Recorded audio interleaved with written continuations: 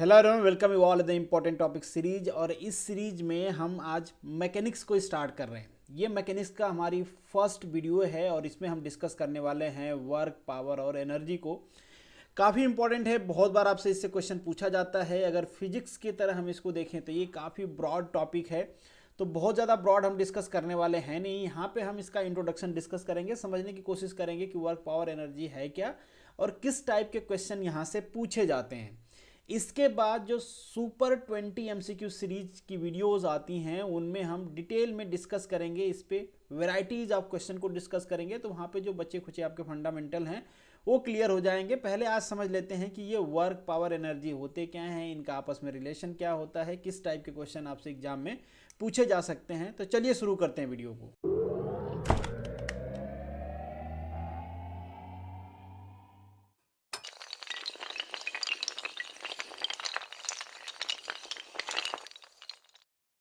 तो जो हमारी फर्स्ट क्वांटिटी है दैट इज वर्क।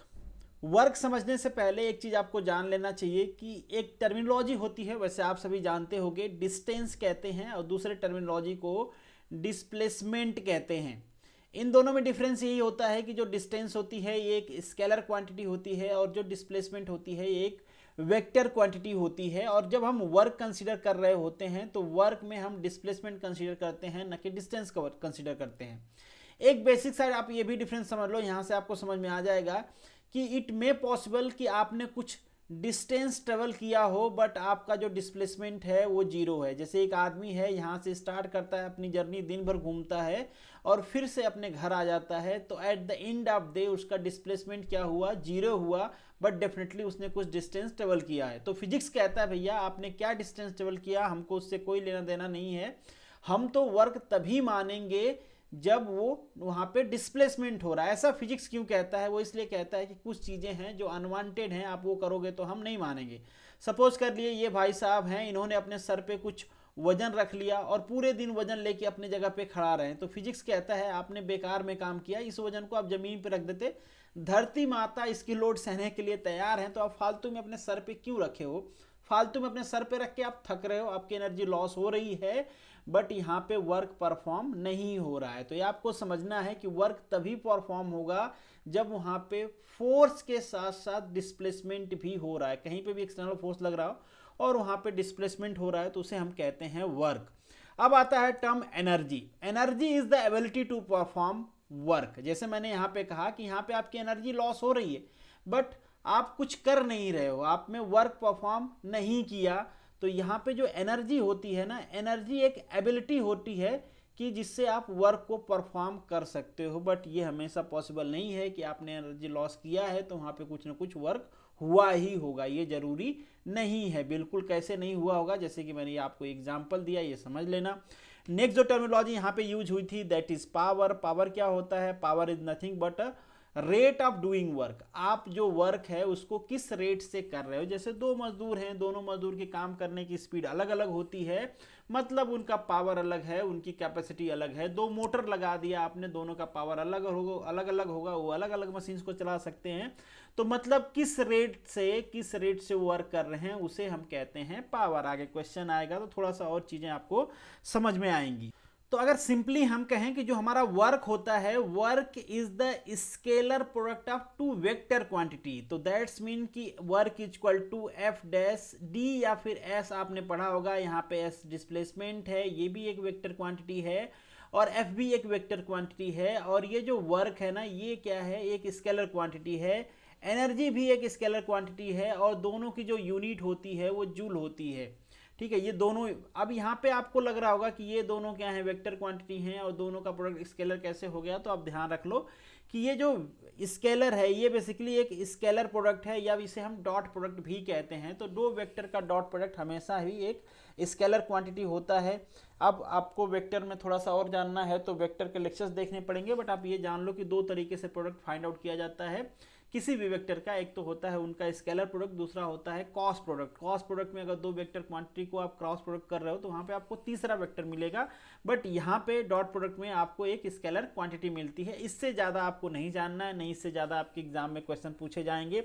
आपके एग्जाम में जो भी क्वेश्चंस होंगे वो फंडामेंटल बेस्ड नहीं होंगे, वो एप्लीकेशन बेस्ड होंगे। फॉर्मूला कैसे आपको अप्लाई करना है, थियरम कैसे अप्लाई करनी है, फंडामेंटल कैसे अप्लाई करना है, वो एप्लीकेशन बेस्ड क्वेश्चन आपसे पूछे जाते हैं। आगे हम डिस्कस करेंगे तो आपको पता भी चलेगा। अब एक सिंपल एग्जांपल से हम वर्क पावर एनर्जी को समझते हैं। सपोज करिए आप घूमने गए हो, ये मैडम मोहतरमा आपकी गर्लफ्रेंड है, आप लोगों ने दिन भर पूरा टूर एंजॉय किया, थ्योरी ऑफ रिलेटिविटी लग गई यहाँ पे, आपको पता ही नहीं चला भाई मैडम जी के साथ हो, गर्लफ्रेंड के इन शॉर्ट, तो आपको पता ही नहीं चला कि कब शाम हो गया। अचानक से मैडम को याद आया कि वो काफ़ी लेट हो गई हैं, अब उनको घर जाना है, और मैडम जी ने फरमान जारी कर दिया कि 2 मिनट के अंदर मुझे अपने घर पहुंचना है। अब भाई साहब क्या करते, भाई साहब को कुछ सूझा नहीं, चूंकि फरमान है तो आपको करना ही पड़ेगा। तो भाई साहब ने अरेंजमेंट किया कुछ इस तरीके का, ट्रॉली का एक अरेंजमेंट किया और यहाँ पे खुद ही खींचना स्टार्ट कर दिया। तो अब सपोज कर लेते हैं यहाँ पे मैडम का वेट कितना ले लें, 80 kg। अच्छा थोड़ा ज़्यादा हो गया, कोई बात नहीं, थोड़ा कम कर लेते हैं, 80 kg का तो गर्लफ्रेंड ही कोई नहीं बनाए, तो 50 kg ले लेते हैं, ऑन एन एवरेज चलेगा। 50 kg मान लेते हैं कि मैडम जी का वजन है। ये भाई साहब क्या करते हैं, इधर 50 किलो न्यूटन का फोर्स लगाते हैं। ये सोचते हैं अब ये अपने कैपेसिटी, जितनी इनकी कैपेसिटी है ना उतना ये फोर्स लगा रहे हैं, जितना जल्दी पहुंचाने की सोच रहे हैं कि जितना जल्दी हो सके पहुंचा दें। और ये जो फोर्स लगा रहे हैं ना, ये हॉरिजॉन्टल से कुछ एंगल पे लगा रहे हैं, और थोड़ा से महान है, हो सकता है ये थोड़ी ट्रॉली नीचे समझ लो आप, 60 डिग्री का एंगल बन रहा है। तो ये 60 डिग्री का एक एंगल बनाते हुए 50 न्यूटन का फोर्स लगा रहे हैं। अब आपसे पूछा जा रहा है कि इस भाई साहब को कितना वर्क करना पड़ेगा, भाई साहब का कितना पावर कंज्यूम होगा इनको घर पहुंचने में। अब हम फाइंड आउट करते हैं कि इन भाई साहब को जो प्यार की सज़ा मिली है उसकी वैल्यू क्या है। मतलब हम ये फाइंड आउट करते हैं कि इनको कितना वर्क करना पड़ेगा इन मोहतरमा को घर पहुंचाने के लिए। तो W इक्वल टू अभी हमने क्या देखा, F.S, ये दोनों क्या हैं, वेक्टर हैं। इन दोनों का ये स्केलर प्रोडक्ट है, जैसे कि हमने पहले भी कहा स्केलर प्रोडक्ट क्या होता है, Fs cos थीटा होता है। ये सब कहाँ से आया, अब उस डिटेल में जाने की ज़रूरत है नहीं, ये बच्चों का गेम है, आप सभी जानते होंगे। तो इसके लिए आपको क्या चाहिए, वर्क के लिए आपको चाहिए फोर्स, आपको चाहिए डिस्टेंस, डिस्टेंस भी तो चाहिए आपको, एंगल ऑलरेडी आपको दिया गया है तो कोई प्रॉब्लम है नहीं। हम फाइंड आउट कर लेते हैं, चूंकि देखो यहाँ पे जो फोर्स भाई साहब लगा रहे हैं ना, इसके 2 कंपोनेंट हो जाएंगे। एक इसका हॉरिजॉन्टल कंपोनेंट हो जाएगा, और ये हॉरिजॉन्टल डायरेक्शन में डिस्प्लेसमेंट हो रहा है, दैट्स मीन कि इनका केवल हॉरिजॉन्टल कंपोनेंट ही वर्क परफॉर्म कर रहा है, वर्टिकल कंपोनेंट की कोई वैल्यू है नहीं। तो हॉरिजॉन्टल कंपोनेंट कितना हो जाएगा, इनका हो जाएगा 50 cos थीटा, और इसकी cos थीटा cos 60, वैल्यू कितना हो जाएगी 1/2, तो यहाँ पे कितना आ जाएगा 25 न्यूटन वर्टिकल कंपोनेंट, जिसका कोई मतलब है नहीं। ठीक है, तो ये 25 न्यूटन ही क्या कर रहा है, वर्क परफॉर्म कर रहा है। अब हमें ये फाइंड आउट करना है कि अगर मोहतरमा का वेट जो है वो 50 kg है, तो यहाँ पे एक्सेलरेशन कितना मिलेगा इन भाई साहब को। तो एक्सेलरेशन फाइंड आउट करने का एक सिंपल तरीका होता है, आप सभी को पता होता है, F इक्वल टू क्या होता है, ma। एक चीज़ मैं थोड़ा सा यहाँ पे आसान कर दिया हूँ भाई साहब के लिए कि यहाँ पे फ्रिक्शन नहीं दिया गया है। अगर हम यहाँ पे फ्रिक्शन भी कंसीडर कर लेते तो भाई साहब की तो हालत ही खराब हो जाती, फिर तो ये मतलब ओमनो शिवा हो जाता है इनका। बट हम एज्यूम कर लेते हैं कि चलो थोड़ा सा इनको आराम दे देते हैं, कह देते हैं कि यहाँ पे स्मूथ सरफेस है या निग्लिजिबल फ्रिक्शन है। तो यहाँ पे आपको एक्सेलरेशन की वैल्यू मिल जाएगी F/m। F इन्होंने लगाया है 25, मैडम का वेट कितना है 50, तो यहाँ पे आपको एक्सेलरेशन की वैल्यू मिल गई 1/2 metre per second square. This is the acceleration. अब आपको एक्सेलरेशन मिल गया, तो इस एक्सेलरेशन से 2 मिनट में भाई साहब ने कितना डिस्टेंस ट्रेवल किया, अगर हम डिस्टेंस फाइंड आउट कर लेते हैं तो ये फॉर्मूला लगा के इजिली हम वैल्यू फाइंड आउट कर लेंगे कि इन्होंने वर्क परफॉर्म कितना किया है। तो सिंपल लगा देते हैं फॉर्मूला। तो ये S इक्वल टू क्या होता है, आप सभी को पता है, UT plus half AT square. Value substitute कर देते हैं, इनिशियल वेलोसिटी कुछ है नहीं, नहीं इनकी है नहीं मोहतरमा की है, तो 0 हो जाएगी। S equal to half AT की, A की वैल्यू आपने ऑलरेडी फाइंड आउट कर लिया है 0.5 है। T की वैल्यू मैडम ने कहा है कि इनको 2 मिनट में घर पहुंचना है, तो 2 मिनट को हम SI यूनिट में कन्वर्ट कर लेते हैं, मतलब सेकेंड में कन्वर्ट कर लेते हैं, स्क्वायर कर लेते हैं। यहाँ से आप डिस्टेंस की वैल्यू फाइंड आउट करोगे तो आपको डिस्टेंस की वैल्यू मीटर में मिल जाएगी, दैट इज इक्वल टू 3600। कितना हो जाएगी 3600 मीटर। अगर इसको आप किलोमीटर में चेंज करना चाहते हो तो 3.6। आप सोचोगे मैं किलोमीटर में क्यों चेंज कर रहा हूँ, थोड़ा सा आपको कुछ फील कराने की कोशिश कर रहा हूँ मैं। ये 3.6 किलोमीटर के जो डिस्टेंस है ना, भाई साहब ने केवल 2 मिनट में कवर कर लिया है। तो अगर हम इनकी स्पीड फाइंड आउट करने की कोशिश करें तो इनकी स्पीड हो जाएगी 108 किमी पर आवर। मतलब भाई साहब सिंपली बुलेट ट्रेन बन गए ना, देख लो, इसीलिए कहता हूँ आदमी क्या से क्या कर जाता है। भाई साहब ने 2 मिनट में 3.6 किलोमीटर की डिस्टेंस ट्रेवल कर लिया। पता नहीं कितना दिन सोएंगे, ये पता ही नहीं है।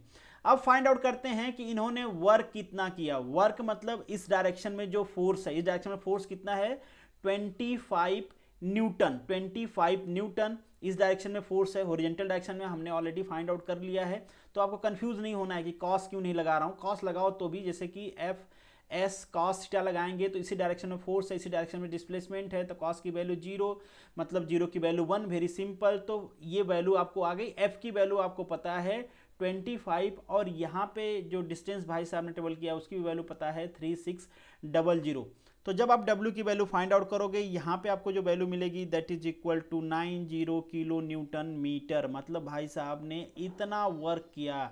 ठीक है, अगर आपको पावर फाइंड आउट करना है कि भाई साहब का पावर कितना कंज्यूम हुआ है, तो P इक्वल टू क्या होता है W/T होता है। तो यहाँ पे P की वैल्यू आप सब्स्टिट्यूट कर दो। P की वैल्यू आपने फाइंड आउट कर लिया है 10⁻³ कर देते हैं। और 2 मिनट में इन्होंने ये काम किया है। तो रेट ऑफ वर्क हमको फाइंड आउट करना होता है, तो 2 × 60 कर देते हैं। जब आप इसकी वैल्यू फाइंड आउट करोगे तो आएगी 750 वाट। ये 750 वाट देख के आपको कुछ याद आ रहा है? 1 हॉर्स पावर इक्वल टू होता है दैट इज 746 वाट के आसपास। मतलब इन भाई साहब के पास घोड़ों से भी ज़्यादा पावर है। मतलब पावर थी या आ गई, कहने के बाद समझ में नहीं आ रहा है, जो भी है। तो कुछ इस तरीके के फंडामेंटल बेस्ड आपसे फॉर्मूले बेस्ड क्वेश्चन पूछे जाते हैं। बेसिकली आपको जो लॉ ऑफ मोशन है वो आना चाहिए, या मोशन से रिलेटेड जो इक्वेशंस हैं वो आने चाहिए। एनर्जी का कन्वर्जन आना चाहिए, टाइप्स ऑफ एनर्जी आना चाहिए। स्प्रिंग बेस पे भी क्वेश्चन पूछे जाते हैं, आपके पोटेंशियल एनर्जी पे पूछे जाते हैं, काइनेटिक एनर्जी पे पूछे जाते हैं, मोमेंटम पे पूछे जाते हैं। तो कुछ इन सब जो भी फॉर्मूला मैं यहाँ पे आपको जो भी चीज़ें मैं बता रहा हूँ इन सब पे क्वेश्चन पूछे जाते हैं। जब हम MCQ सॉल्व करेंगे तो वहाँ पे डिस्कस भी करेंगे। एक चीज़ और आपको जानना चाहिए that is work energy theory. ये क्या होती है वर्क एनर्जी थियरी? यहाँ पे स्टेटमेंट इसका मेंशन है, the change in kinetic energy of the particle is equal to the work done on it by the net force. Very simple. इसको prove कैसे करेंगे? मैथमेटिकल प्रूव है इसका, आपको बहुत ज़्यादा घबराने की जरूरत नहीं है, बहुत ही सिंपल प्रूव है। यहाँ पे भी हम कैनेमेटिक्स इक्वेशन को अप्लाई करेंगे। आप सभी ने पढ़ा होगा V² is equal to U² plus 2AS। ये फॉर्मूला आप सभी ने पढ़ा होगा। हमको करना क्या है, दोनों साइड, फॉर्मूले के दोनों साइड में m/2 का मल्टीप्लाई कर देना है। तो यहाँ पे m/2 V² माइनस इसको इस साइड ले आते हैं, यहाँ पे भी m/2 U² is equal to 2AS multiply m/2। ये 2 से ये 2 कैंसिल आउट हो जाएगा। ये m इंटू ये है, कुछ याद आया आपको? m इंटू ए क्या होता है? दैट इज F होता है ना, फोर्स होता है ना, मास इंटू एक्सेलरेशन फोर्स। और ये क्या है? S मतलब डिस्टेंस है। तो डिस्टेंस ये पूरा मिलके क्या हो जाएगा? ये हो गया वर्क। और ये देख के आपको कुछ याद आ रहा है? Half mv² minus half mu²। ये दोनों देख के भी आपको याद आ रहा होगा। चूंकि ये फाइनल वेलोसिटी है तो इसे हम कह देते हैं final kinetic energy minus kinetic energy initial. मतलब ये क्या हो गया? Simply change in kinetic energy ना, change in kinetic energy equal to work. Prove हो गया। यही आपकी वर्क एनर्जी थियरी कहती है। तो बहुत ही सिंपल फंडामेंटल है, बहुत बार इससे रिलेटेड भी क्वेश्चन पूछा जाता है, काफ़ी इंपॉर्टेंट है। आगे क्वेश्चन आएगा तो आपको समझ में भी आ जाएगा कि किस टाइप के question basically work energy theorem पे पूछा जाता है।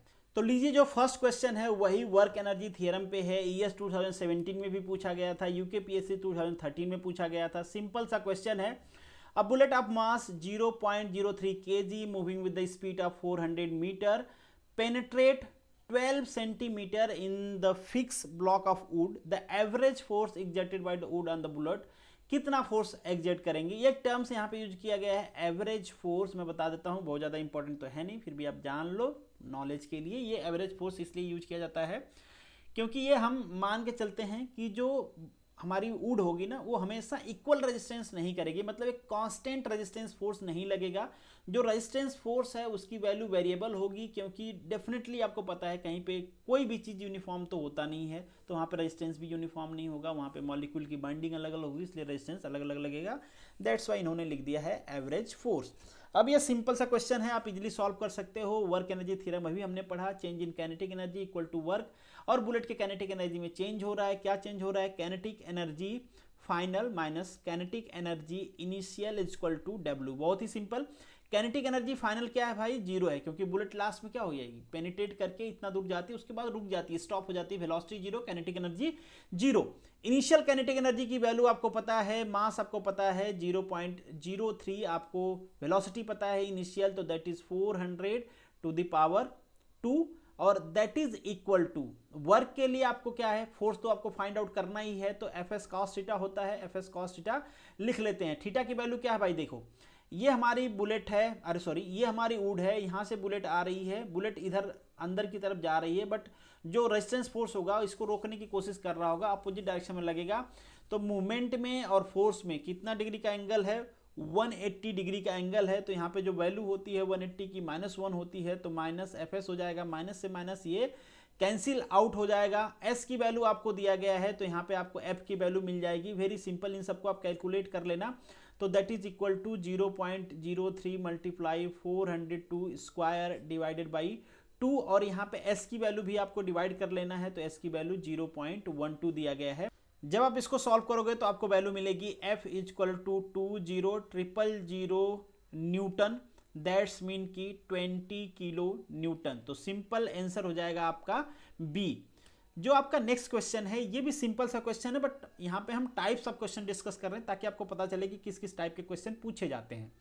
द फोर्स F मेंशन किया गया है आपको, a particle in x direction, force F is the Newton and X is the meter. Find the work done by the force during the displacement from 0 to 5 metre. बहुत ही simple question है, आपको पता है W इक्वल टू क्या होता है भाई, FS होता है, बहुत ही सिंपल।